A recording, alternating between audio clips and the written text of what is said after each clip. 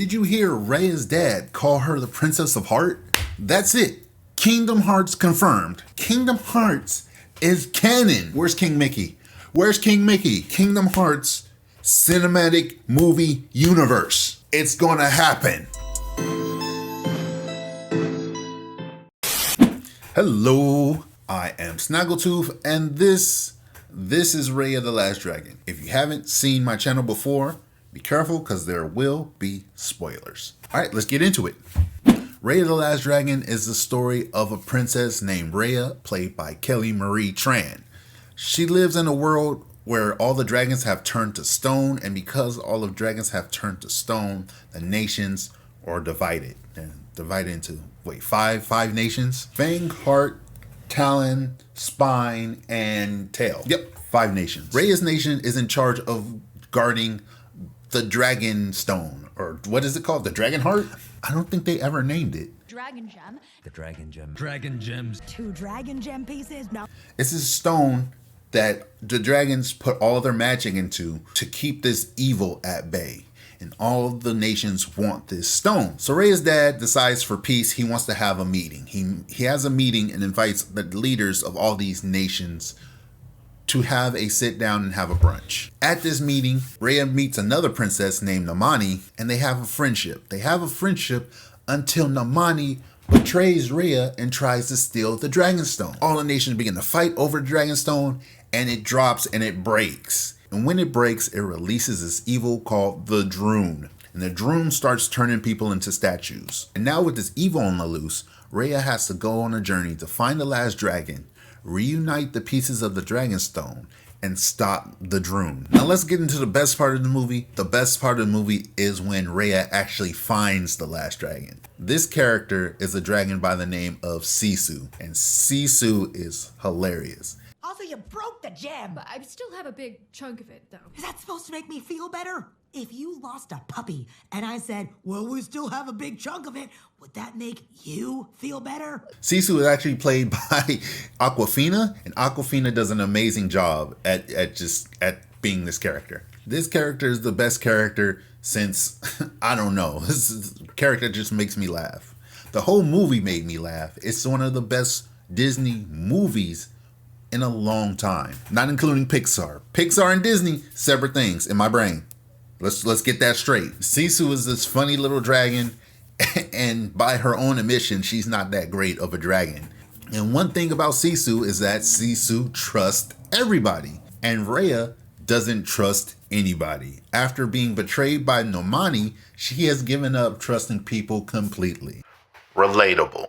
So as they journey together, Raya is trying to convince Sisu to stop being so trusting, and Sisu is trying to teach Raya to open up and trust again, which is what this movie is about. It's about trust. Now, the one little nitpick I have about this movie is that there's a lot of exposition.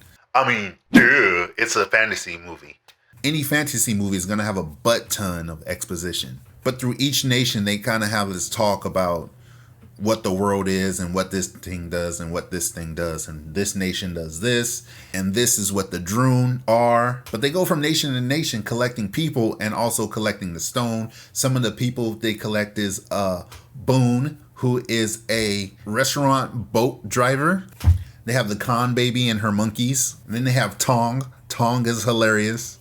And let's talk about the action in this movie for a second. There's 3 or 4 fight scenes, and all the fight scenes are Avatar: The Last Airbender level greatness. There's a couple of moves, they actually do some Muay Thai in here. Oh my god, yes. Raya is not a singing princess. Raya is a butt-kicking princess. And that's another thing, there are no songs in this movie. This is not a musical.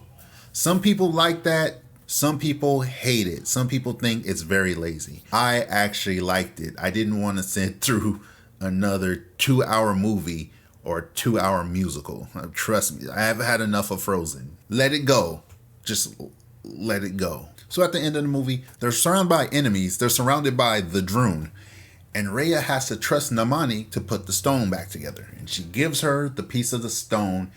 And then everybody all this ragtag group of people, they actually hand the stone to Namani, which makes a lot of sense. It's Namani's fault in the first place that the stone broke, so it's up to her to put this stone back together. And for a moment, she sees the exit, she sees her ways out, and she can go, but she decides to stay and put this stone back together. So for a moment, everybody turns to statues. The Druun turns them all to statues. But then a beat later, the stone activates, turns everybody back to normal, banishes the Druun, and wakes up all the dragons. And all the dragons bring Sisu back because Sisu got shot and died. But they bring Sisu back and they dance and everybody's happy. And that's another thing about this movie, is that the plot is predictable. The movie is great and original, but you can guess all the beats that are going to happen. It doesn't take away from the movie. It's still good, but you need to know that you're not going to be surprised by this movie. It's a Disney movie.